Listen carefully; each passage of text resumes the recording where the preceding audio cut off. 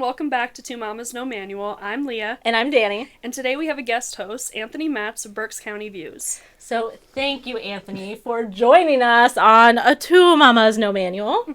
Of course, yeah. Thank you for having me. We're excited to dive in and ask you all the questions. Yeah, we're going to ask you so many questions. Just be ready for like 900 questions. We're not even going to let you answer them.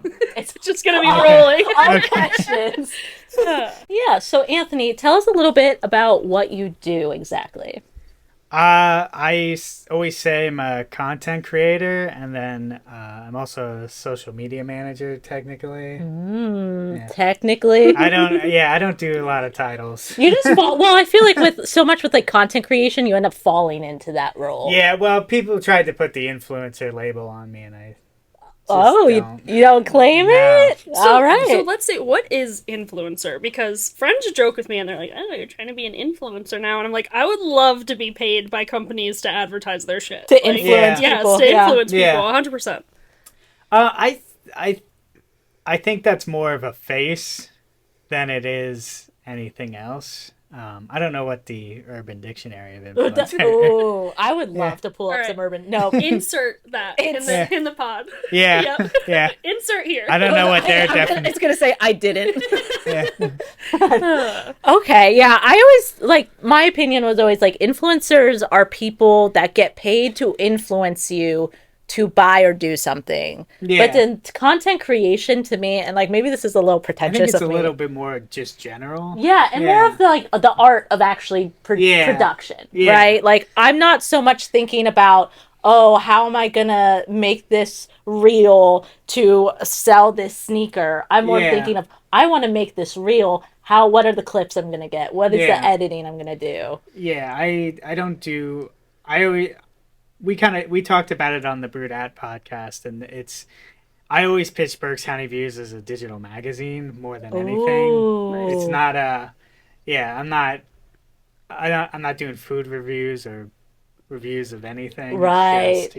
It's just, It's not so much biased. You're not I'm just like, here it is, do what you want. This is Berks County. Yeah. You're welcome. Yeah. You're welcome. Yeah. These are the views. Yep. If you don't want to go, don't go. Don't. Yeah. Yeah. I love that. That's really cool. And so what got you started on this whole journey? I met Westchester Views through a mutual friend who I've known for a very long time, but they used to work together at Penske out in Moton. I guess it would be, out in Green Hills, sort of. Flying Hills, whatever that area is, Morgantown. Yeah. I don't know. I don't know any of these. It's a little ways from here. Yeah, it's a truck leasing company. Oh. It's the big yellow box trucks. Oh, okay. Yeah, I do know those. Yeah. Light bulb. Yes. It's not Uline. It's a different one. Yes. Is Uline also yellow? That's U-Line's white and orange. Yeah. Oh. Or is that no? That's U-Haul. U-Haul is white and orange. Uline is red and white, I think. Yeah. Why can't one be purple? Why can't we have a pink glittery truck? There you go. Guys? Yeah, you do it. Did we just think of a business, guys? That happens on our podcast a lot. Quit your job. We're going to do pink glittery trucks. We told David that he was going to be a trash man, so. Yeah, okay. That's what we do with our guests, actually. We tell them we're going to promote their business and what they do, but instead we just tell them to quit and do something else. Yeah, he's got that mustache. The gentleman's trash man. Exactly. Shout out David if you haven't seen that episode. But yeah, so go on. You had met him through there. Yeah, so, and then we just kind of ended up going on vacation. We went to Ocean City, Maryland together. Westchester Views, our mutual friend, and then three other buddies. And I don't know, we just kind of spent the week together and just picking each other's brains in between Love that. shots and secrets. Extended business meeting. Yeah. Fager's Island and all those places. I love it. Yeah. I love that. A little bromance working vacation. Yeah. Sometimes you need that. It gets the wheels turning. Yeah. Yeah. It was fun. And then I bought a camera. I started taking pictures because Instagram wasn't doing videos, so there was no video creating. It was just no reels yet. No, it was a photo platform. I thought I'd be just still taking photos to this day. Yeah, look how much you've evolved. Yeah. I know, yeah. But yeah, so then December I went down for the Westchester Santa Crawl, and then that's when we made the Berks County Views page. Awesome. Wow, Santa Crawl. Yeah, like a pub crawl, but Wow. Christmas themed. Yeah. Wow. And so you were like, "Oh, this is awesome." Like you just happened to get like footage and cameras And cameras. and photos. Yeah, and then we Welcome to Earth. we participated in the crawl. We weren't hired to photograph it or anything. We just went as patrons. But then you realize like, wow, there's so much potential here with all the community and like the events, and you were just like, maybe I should do this. Yeah, essentially. Because I didn't know, it was just like events are such an easy subject for photos. Yeah. Because there's so much. Mm-hmm. Yeah, so much to see. And you want to share with people that missed out. Yeah, and, with the Reading Eagle not being as relevant as it once was and everything. And so there wasn't that space. Like, Berks Weekly hadn't evolved into what it is now yet. So I think after COVID, I was just telling someone about this. People have such anxiety about like the layout of something or where it is or what it's going to be like that having a preview like virtually like essentially like VR kind of like not getting the full experience, but being able to sit in your own home and see a video of like, okay, this is where the parking is. This is the layout of the place. This is how many people usually attend something I need like this. that. Yeah. But it is good for the community because it's giving it, like, I like that personally. I have a little bit of anxiety like doing that and seeing it. I saw that in the comments when I first did it, and that's when, I was like, oh, I should put the date, time, location.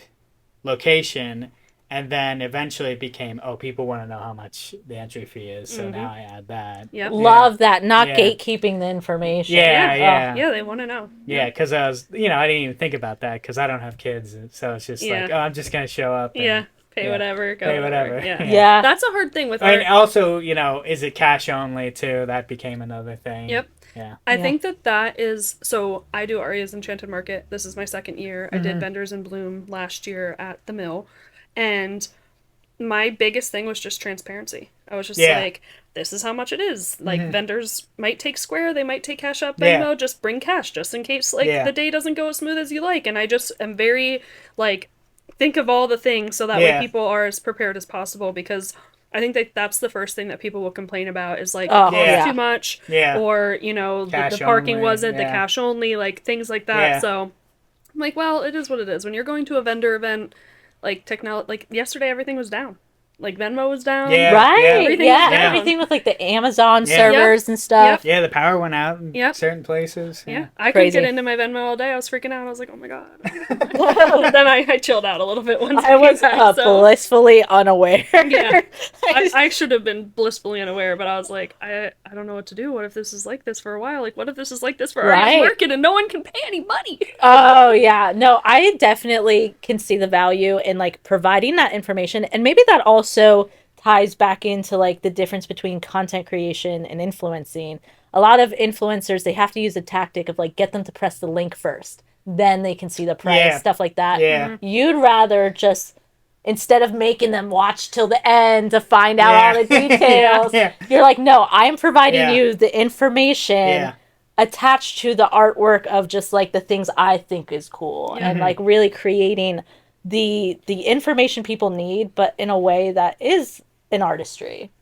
So I really applaud you for that, because I do think that is a big difference. And like, I know personally, if I show up to a place and I find out it's more, or like they don't take cash, or they don't take card or cash only, I'm like, even rain dates became another thing too. Rain dates, That's so important too, because especially for fireworks and parades. It's like the worst when you're trying to like do something and you have to call them for information when you're literally trying to get out the door, and it's just like the Renaissance Fair, which sold out because they only sell online. I got beef Renaissance Fair. It's hard to do rain or shine too, because people don't come out when it's raining. So it's like you can host a whole event and like all these people paid for the vendor spaces, and then they're pissed because they're like, well, I didn't make any money, so I just lost. In West Reading we had to cancel the Pretzel and Beer Fest, the one because of rain. Oh wow! Did they reschedule it or? No. It is tough. Yeah. It is real tough. And then you have to reimburse like people, Yeah. and it's just like a whole big like event planning and hosting and content. All of it is like not as easy as it looks sometimes. No, it's definitely not. I know people who put events together, and it's a headache, and it's love more it. than a full-time job. It definitely is. Like I start planning for Aria's Market in June, and it's not until October. You've already put something out, like saying, because of like the venue being booked out and like different people, like they're already planning for their next year. So like I got to get on it and be like, hey, guys, this is gonna be the date, so come on over. That's like, incredible. Yeah. Kudos to you. Like kudos to both of you guys. That's like that's a lot. Like how do you balance all of these different things? Because you're obviously you do content creation and social media management for multiple entities, right? Yeah. How do you balance all that? It's hard because you get pulled in so many different directions that you weren't planning on that day too, as well. So I'm really trying to figure it out. You know, I'm trying to like put myself first so I can not drown and that's almost I constantly ask people how they balance things, and everyone goes, it's hard. I don't think I am. I'm trying. I think I'm getting there. Yeah. But you think you've been burned out? Like, have you felt? Yeah. I mean, I think July through September, I was buried in so many videos that I wasn't even reaching out to new people to get cold calling anyone. Because I was like, I've got this video from 2 months ago that I still haven't touched. Yeah. It's cool though that you're sitting on that. Like, you know, like I can't wait till I get to a point. Like I've already done that a little bit where I'm just out and I'm like doing the same content all day, and then I have like a week's worth of posts to do. Like that's a smart way to do it. Yeah. But when you're tired and you're like, like sometimes I'm just like, I just don't even want to do anything today. Yeah, and then you have to you're trying to get to like family things and like how, you know, and be present. Outside of all of this, I think that's a huge thing too for people who are content creations and social media is being present, because you're behind a camera, you're behind a phone, like you're trying to get the best footage, but like you're also trying to be in the moment. And I find that hard for myself, like just starting out. Like I want to retain this, but like I almost can't because I'm like working it. So it's like just a pass through type of thing. It is like hard. Like the burnout stuff is real. And then you're like, you know, you can't turn your brain off, and you it's like you try to take a break, but then you're thinking, so much I have to do when I'm done with my break. That's tough. What kind of tools do you use to help you organize your entire like business? Like I have like a big planner book that I just write down the posts for. Ooh, like week. Actual writing. I love that. Yeah, that helps me so much because I feel like because everything's a subscription now, so it's just like you have. Yeah.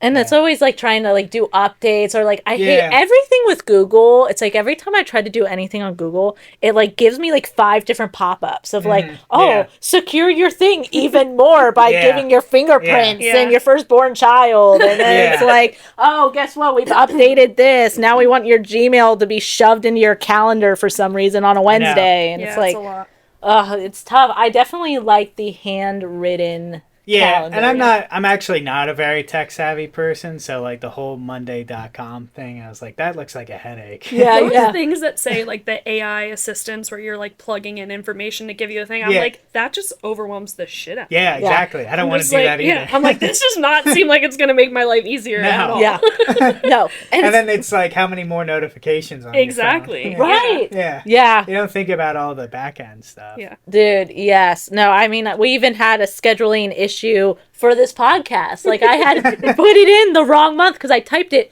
instead of simply writing it on a calendar. I mean, I have done that just recently, but it was for a grand opening. But I went to the business anyway. Like we're just doing the best we can. Yeah, that's all we're doing. Yeah. Everyone's so busy and everyone's so swamped. I think it's like everyone can recognize that we're all just like reaching for each other. Like I'm trying. We'll make it work. I was just talking to somebody about this today. I feel like it's a universal thing too. Like I don't know how spiritual you are or like about that, but every single person I know right now is drowning. And they're just doing the best they can to stay afloat and you know, get through each day. I know I I've been drowning for a little bit. Yeah, well, think about it. Even if, like, regardless of, like, personal, spiritual, like, astrology or whatever views, the reality is if one person's drowning, that means they're sucking up things that they can't do for other people. And then it's like a domino effect. Yep. So it's like if one person is, so even you're just feeling it from, right, as a community, if like there's like 5% of the community starts like drowning for whatever things that they're involved in, it's gonna ripple out, you know? Yep. Speaking of community, how do you feel like you boost yourself in the community to give back to others? Well, I do. I mean, all those events that I post and market, you know, nobody tells me to do that. Okay. Yeah. They just appreciate it. They're like, oh, that's awesome. So when you say cold call, is that you reaching out to a business asking them if you, like, they want you to promote on the page? Yeah. Oh, that's cool. So is that typical for you? Like you try to get consent for each one, or do sometimes you just also kind of just like, this is cool. Yeah. I'm not about to like, I'm not about to criticize it. So it's like, might as well. Because I always wonder that myself, where it's like, we are in the age of social media where people can take a picture of a business and tag it at any point. But then when you do have a business, there are certain ethics and protocol to getting consent, getting contracts. Yeah. How do you navigate all of those aspects? Well, I try to tell them beforehand kind of what I'm looking to shoot and everything, because there are some, especially with service-based businesses, you kind of want, if you're gonna do a salon, you kind of want someone getting service. Yes. Right. Yeah. Gotcha. You can't just walk in there and nobody be in there. Yeah. Dude, yeah. I might have done that a few times. And it's like, so that's cool. So you do typically like talk to them beforehand, like, hey, I want to do this highlight of your business. What's a good time for you guys? Stuff like that. Okay. I think it also depends, like you said, like the service-based stuff when you're promoting a business. Like I did one for Iron Roots, and I went in and got a head spa done and put that in the video and promoted the girl that did it. That must have been so nice. It was so awesome. It was very relaxing.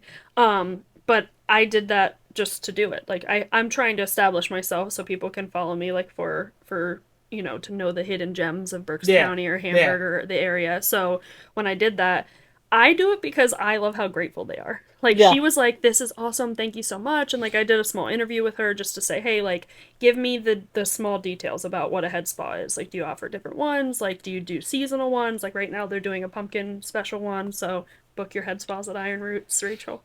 But I, like, going into it, I get a little nervous because I'm like, well, what are we going to talk about? Like, what do people want to hear? Like, if they want to book the service, like, they want to know how much, they want to know how long it's going to take and what's included in the service, so let's get that in there. But then you have to fit it in, like, a minute time span because you don't want to go over. So, like, trying to pan the whole studio, get the interview in there, it's like you got to speed stuff up, like, the editing of it, it's like, you want to you got to get them in the hook. Right. You got to get them in the hook. I hate the hook. Yeah. Hate the hook. Yeah. Are you all about the hooks?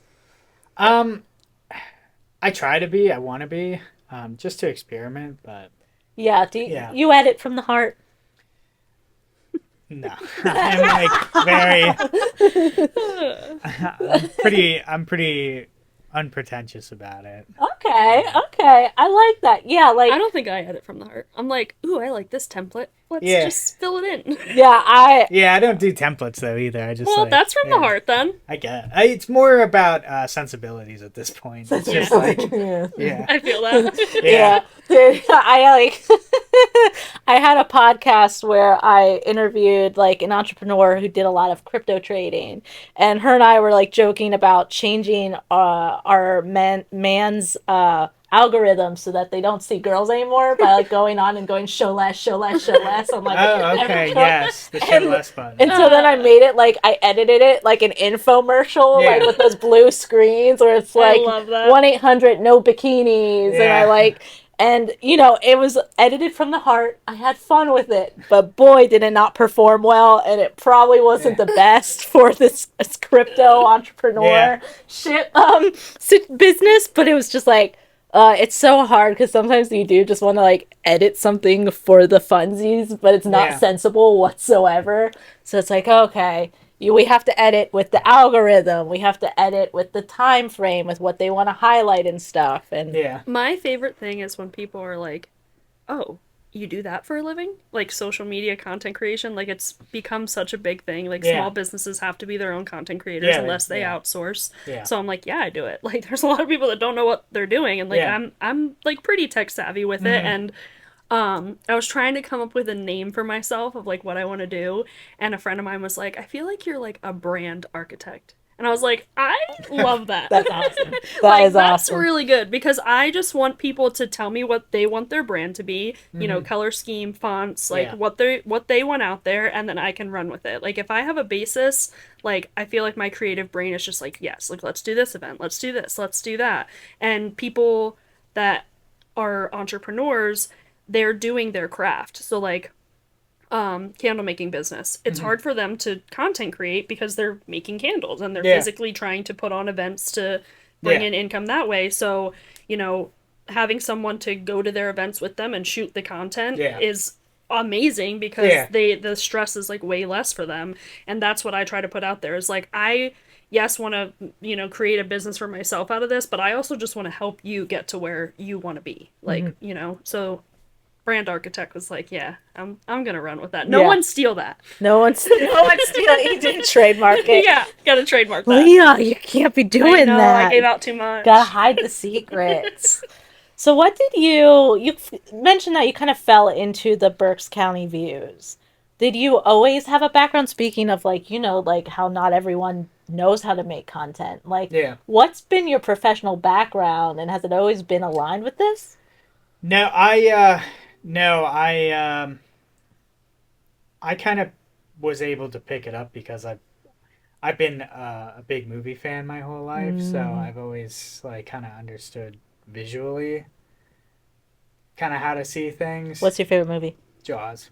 Jaws. Yeah. Nice. Oldie but goodie. Yeah, that's a good like that's a quick answer, and it was a good one. Yeah, well, yes, and it's, you know, that is a movie very cleanly told visually, and there is a great sense of craft behind it while also being efficient, and yeah. Oh yeah. Are you a Star Wars fan at all? Have you like watched any of the Star Wars?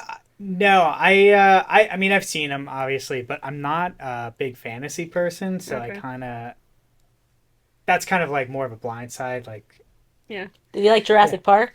Oh yeah. Okay, that's more. Park, I'm like thinking. Okay, Jaws pipeline. If you like Jaws, what else would you like? Jurassic Park. I went to Star Wars because I was the Jaws pipeline for me is like Jaws, Gremlins, Tremors, Jurassic Park. Yeah, Gremlins. Gremlins was actually just talked about in my church. So we go to the goat house down the street. That used to creep me out. Yeah, and they were saying like it could be symbolism of like when you let your like alter ego, like your shadow self, your negative qualities take over and turn into like because they start out cute, I guess. Yeah. And then they turn. I haven't seen Gremlins. So. But yeah, interesting. I should watch Gremlins because that's the second time. It's a great Christmas movie. Oh, it is. It's Christmas. It's a Christmas movie. It's a Christmas movie. Oh. It's kind of the. It was always pitched as the antithesis to "It's a Wonderful Life." Oh. They kind of remind you of Furbies. Yeah. Okay. But then they go like rapid. Furbies were scary. So it was. Yeah. If you watch the original trailer, the whole thing was kind of like, "Hey, this is gonna be the next E.T. Bring the kids." Did you like E.T.? Oh yeah, I love E.T. Yeah. Okay. Yeah. Okay. We're locking in your movie genre. Where his creative background comes. Yeah, but I mean, it started with Spielberg, and then it kind of grew in. Well, I'd say obviously it started with Disney, but then Spielberg, and then it kind of grew. What's your favorite Disney movie? Pinocchio. Wild. That's a wild one. Yeah. It freaked me out. Freaked me out so bad. Because of the nose growing? Or what part? I mean, there's a lot of dark parts. The whale is so scary, dude. Yeah. That's crazy. That and Dumbo freaked me out, too. Yeah. Dumbo was one of my faves. And Alice in Wonderland. That freaked me out, Did you ever see Fantasia? I've seen it, but not recently. Not since I feel like being a conscious person. Do you like Fantasia? Yeah, that's one of my, I heard it's trippy. It is, yeah. Because there is that, it's all visual. It's just music and visual. So have you seen the Disney and Salvador Dali little it was like a short film? No, I've heard of it, but I've never seen So it. pretty. Yeah. Just like that, where it's all visual, but then it's Salvador Dali, so everything really morphs, very Pink Floyd The Wall-esque, and so... I feel like Disney set the tone for a lot of creative people, like movie-wise, and even artists. My godfather is a pencil artist, and he's done interviews. Wow. Yeah, he does amazing work. I have some of his stuff in the apartment, like very realistic. He'll be at Aria's Market, so you'll have to check his stuff out. Oh, okay. Yeah, but he did an interview where he was like, Disney is really what got me started on like drawing and the animated versions of like how they literally like do those flip books. Yeah, it's like animated. It's so cool. So Disney really, I think, set the tone for a lot of people. Yeah, so a lot of you are... So, you know, being into Disney and Steven Spielberg, that made you see the artistry of production, not just like viewing as entertainment. I think you know what Spielberg's so good at is, and he, you know, that generation of directors, they grew up on the generation that invented the language of cinema, the language of movies, like Hitchcock and Akira Kurosawa and John Ford. You know, because there was no film school in the 30s, so it was just like, you know, how do you visually tell a story? That's why I brought up Star Wars with the clay. Like, that is like a cool thing that they made a movie out of like clay. Just was it Clone Wars or no? What did they do? The very beginning of Star Wars, they molded the things out of clay, and that's how they made the movie. Phil Tippett's stop motion effects. Wow, isn't that crazy? I kind of slacked on Star Wars. There's no yeah. I was like, I couldn't get into that. My husband is a huge Star Wars fan, and he's been trying to get me to like watch all the movies, and I'm like, the new stuff, I'll watch that, but the clay stuff, like, it's just a little hard. Well, it's animatronics is what it is. Yeah. It's animatronics, puppetry, and see, I'll take like I take practical effects over CGI any day. Like even like Jurassic Park. Yeah. So good. And then like I watch some movies that are so reliant on CGI for literally everything. It's like, why do you need to CGI a tree? Like you don't need to do that. Just have some set design because it's tough in film. It's like, well, location costs have skyrocketed. Right. And it's now cheaper to just make it on, and it's tough. It's cheaper in a way, but it's also, you know, with a lot of the big movies now, it's like the visual effects guys are overworked. Have you watched Barbie? No. Barbie used practical effects. I haven't seen it yet, and I was like rooting for that movie before it even came out because I knew they were doing a lot of practical effects. Yeah, I mean, it makes sense for Barbie. You need to. Everything has to be kind of plastic in a way. Right. Oh, so cool. Yeah. Wow, so you're a big movie buff, and you decided to get a camera and all of a sudden like make your own? I mean, if anything's really the big influence on Berks County Views, I always said it was probably the original Halloween. Oh. Because it's a lot of great tracking shots and it has a great sense of place. Right. Yep. Yeah. Very much cool. so. Love that. That's some cool lore for your... Yeah. I like that. That is what you base it off of too, very much so. That's the vibe. Yeah. That's awesome. And do you do anything on the side, aside from like business and content creation, do you do any like small films or short films on your end? I have a buddy who made a movie a couple years ago that we're kind of working on the script now. We've been all year. We'll have to chat. What would be like your dream project for you to do? For Berks County Views? For anything. Go as big as you can. Jaws 5? No. No more sequels. No. Jaws 2 is pretty good. Okay. Yeah. I was going to ask earlier if you like the sequel. Jaws 2 isn't bad. Okay. Okay. But what's your biggest to the stars dream? I mean, there's this script that we're working on, I think, you know, I'd like to get that made. I'd like to help him get another movie made. Yeah, that'd be awesome. That's awesome. Yeah. And like now you did mention, what's your dream for Berks County Views then? There's a couple businesses that I'd like to get featured on the page. Don't give any secrets out. No. Yeah.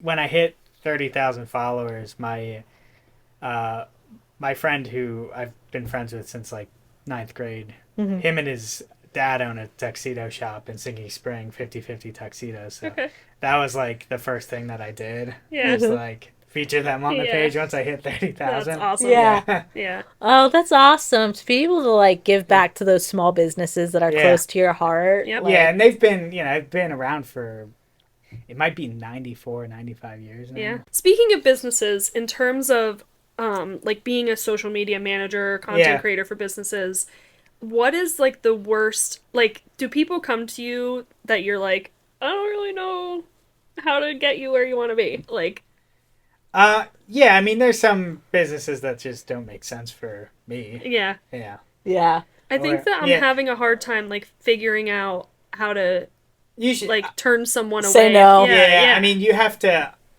gauge the owner too sometimes, because I'm very particular about things. And if you don't click with someone, how are you going to work with them? Yeah, exactly. And that's always the thing. And it's just like, where are they on the savviness scale? Where it's just like, is this gonna mesh with what you're doing? Yeah, it's like, am I gonna be dragging you through the mud to do any of this? Yeah. Like, Yep. I don't have time for that. Yeah. Yeah. Like, if you want to do it, let's do it. Yeah, Not, like, I'm that's not the thing. It's just like, are you gonna be on board or not? Yeah. Right. Because we're not playing this game every day. No, it's hard, and I've definitely noticed, like, I've pitched myself to some people, and they're like, thank you so much, and they like, the work that I'm putting out, but in the same time, they're like, I can do this. Like, this is something I could do. And anybody can do it. Like, social media content creation, you can do it. Out. Like, edits on Instagram is great. CapCut is great if you get the subscription. I love using those, but it's time consuming. If you don't have the time, to manage your business and your social media, that's when hiring someone else for, even if, like, I do different packages. I don't know how you do it, but I try to do a small package. So if they just want like 1 or 2 posts a week, or if a large package, they want 15 posts a month, like there's tiers to it. But it's also about how much you want to get yourself out there. Like, I explain to people, doing the boost on Facebook or Instagram is so important, especially if you're up and coming, because the algorithm only puts you out there so much. So if you're paying $1 a day, $2 a day to put yourself out there, you're hitting, and it'll tell you, like it says, $40 a week, it hits this many more accounts, per post or whatever. So doing the work, which chat is like my best friend when it comes to this type of stuff. Especially with captions. Yeah, 100% with captions. I'm like, make me sound like an influencer. That is like the last thing I think about. Yeah. And I'm so burnt out by that. Yeah. Right. Yeah. Well, especially because you want it to be different. You want it to be engaging. So, like, I know a lot of my stuff is the same. It's like, I was watching someone the other day, and they were, like, talking about how in an area, I think it was Some Foodie. Do you follow them? Oh, yeah, Summer. Yeah. Yes. Yeah. So she had posted about how, like, service somewhere took a little bit, like, longer or something. Oh, okay. And people, like, had a field day with that. And she's like, I'm gonna, like, be honest, like, I'm gonna post about things that are actually happening. She's like, I loved the food, like, it was great, it's just, like, sometimes it's not the best. And I've been there, like, I've worked in the service industry, and some days as a server, I was not on point, I was behind and in the weeds is what we would call it. So you just have to be mindful of that, and that doesn't mean that you shouldn't be able to share your experience, like, about what is happening. Like, businesses should know there are good days, there's bad days. Overall, as a business owner, like, you have great food, you have a great atmosphere, like, that's what you're shooting for, and great staff, but sometimes there are going to be bad experiences. Yeah, I work with a bar that a lot of young people hang out at on the weekends, and sometimes you can't predict what happens. Yep. And all you can do is just... off the property. Yeah. Right. Well, especially bars, obviously people are drinking and stuff, and you can't control it. And the best you can do is, it's like PR in a way. Yeah. Like, how do you just deflect, and how do you bring what you serve, like, out positively? Right. Or like spin it. It's like, oh, the food took forever. It's like, this slow-paced environment really takes the time to make sure your food's perfectly curated. Well, you're always gonna have a Karen. Right. Yeah. You are. Yeah. So if you are not built for the Karens, do not do social media. Like, I mean, I have been doing it for a very short amount of time, and I feel like I've got a lot of backlash in certain things. And it's like, I'm 30, so I'm still figuring out what I want to do. Like, I have the cleaning business, that's great. But I love content creation. I love social media. I want to help other businesses, especially Hamburg. You know, like there's a lot of up and coming businesses in the area. I would love to be able to get that up and going to make it something like Berks County Views, but for the Hamburg page. But to do that, it's like you have to entice people who have been in business for years, who've done all the marketing strategies, and they're like, a reel isn't going to get me any business, where it could. Like that's you're selling yourself. You're selling that pitch. So it's like. Yeah, and I think we're still coming off the heels of, there was kind of a pre-COVID era of social media where it was like, it's not even close to where it was, so it wasn't really doing anything back then. Right. And business owners are like, well, it was a waste of time, 6 years ago. Yep. Waste of so time what's and it money. going to do now? But so much has changed. So much has evolved in 6 years. Yep. It's a completely different thing. 100%. I think that is where the networking stuff comes into play, because I love when I go to them and there is multiple small businesses that are engaged, because there's things that, like, Live Holistic, they were at the last one. Yep. Their social media is awesome. Yeah. She took off on TikTok. You can learn. You can do it yourself. And she does it herself. Yeah. So, like, if you take the time to educate yourself and you learn the algorithms and the things that seem silly, like they're not going to take off, like they do, it's just time consuming. Like learning, like going to college. You go to college for 4 years for some, degrees and background stuff. That's just like social media marketing and content creation. Like you have to learn, and it's ever evolving. Yeah. So yeah, that's I really think that social media and how it's evolved, like almost how you mentioned earlier that Instagram used to be photos, and like it's like pre-COVID, all of the social media was very diversified.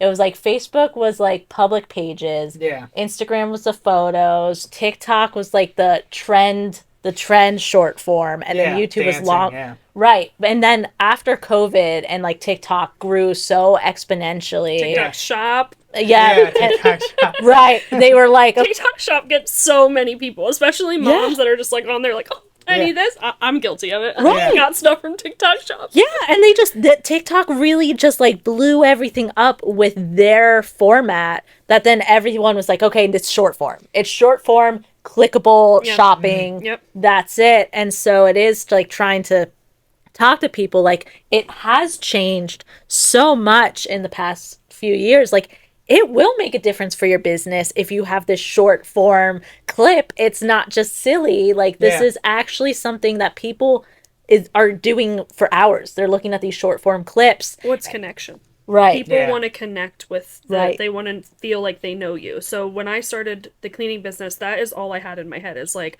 we're a small family run business. I want people to relate to that. Like people love to support small. I love to support small. Like I would much rather go buy a coffee from Hazel's than Starbucks. I do love Starbucks. Yeah. So I went to Duck Donuts. Which is sometimes you gotta, it's an even balance. Yeah. Which no one ever brings up Duck Donuts coffee. Yeah. Is it good? Yeah. It's coffee. I'll say I don't really like Dunkin', so yeah. I think Dunkin' coffee is pretty bad. Duck Donuts, pretty, like, watered down. Yeah. Third spaces are so needed. It's like we are so desperate to just get out of our home and get out of work, and we need, and people are really, for a while there it was lost, and then even in COVID because everything was locked down, it was like diminished to like literally 0% of any like third spaces. And I think that woke everyone up to how important it is to have these places that, yes, they have a purpose, like, oh, this is a coffee shop or this is a bakery or whatever.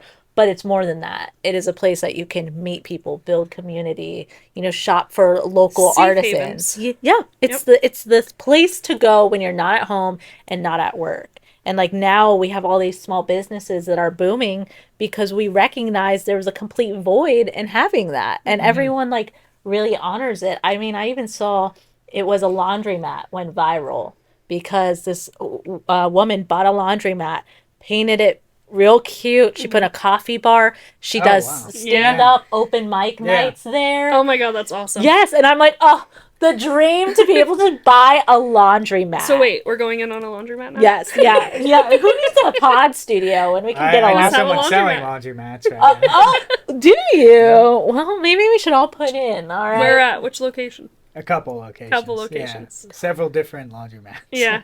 All right. We're good. Well, We're that's set. because they're all becoming self-sustained. Yeah. So, like, you can do the swipe for the card, and you just load the money and load it. So it's and washers and dryers are pretty accessible as long as you have the hookups. Yeah. It's like people are getting rid of them for free online, so as long as they have the hookups. But it's more like the renters that don't have them. Then they have to go to the laundromats, which I will take advantage of I go one to day. the laundromat to wash all my, like, bedding. When I do bedding days, I'm just like, I am not spending 8 hours washing And you this know stuff. what? I'm just going to go get it done. In Your one washer second. and dryer thanks you for that. I know. I know. They'll be like thumping around.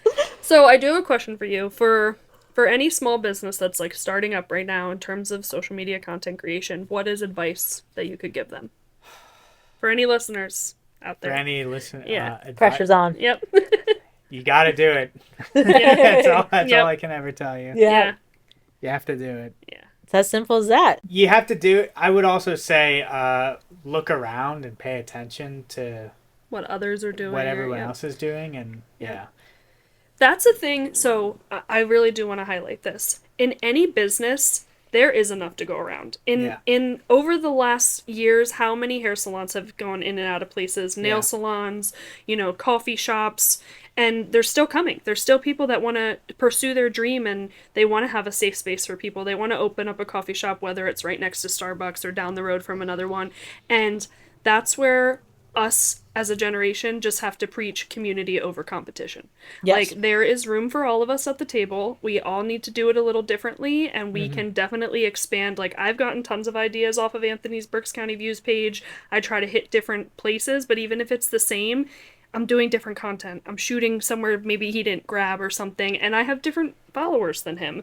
So it's not like, I love messaging him being like, hey, do you mind sharing this for me? And him being like, yeah, sure, of course, because what is the harm in that? It's just gaining more stuff for you. It's helping me out. And when you help out other people in the long run, I think that's way beneficial than gatekeeping. Like, definitely when you have a craft, you don't have to just put it out there for everyone, because there are not good people out there in the world. But don't gatekeep stuff that would excel someone way farther when they're stuck, because they don't know.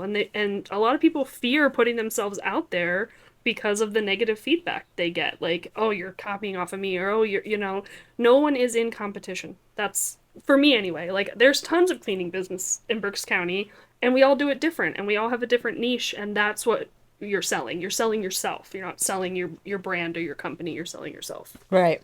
Right. You can thrive with a similar company. 100%. It does not need to be pinned against each other. And if you get out of that mentality, you can collab. And then you guys can just make even more money together, because you're working together as a community instead of having that competition mentality. Oh, yeah. Yeah, it's all about that growth, and being open to that. Yep. People can help you grow.